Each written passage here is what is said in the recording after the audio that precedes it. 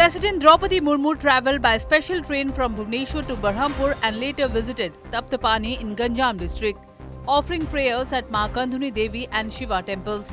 She will halt overnight at the Army Air Defence College, Gurabandha in Ganjam district.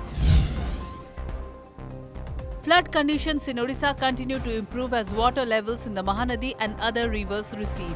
However, thousands in worst-hit villages remain marooned, facing waterlogging and disruption of essential services, even as relief operations continue across affected districts.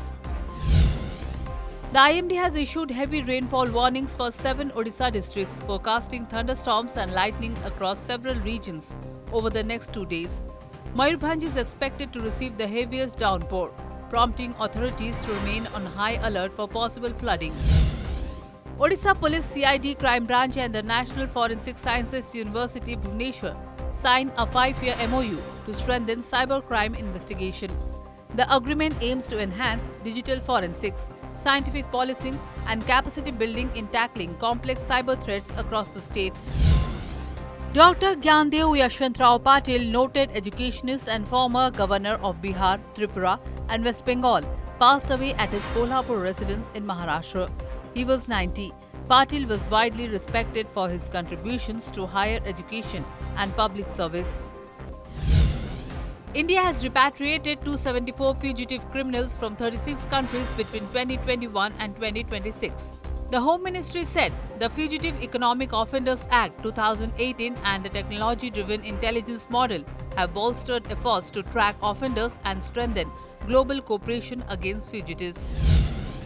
Parliament has passed the Registration of Births and Deaths Amendment Bill 2026 with Rajya Sabha's approval today.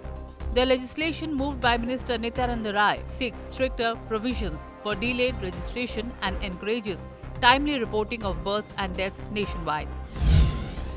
On International Clouded Leopard Day, India unveiled the Clouded Leopard Conservation Action Plan.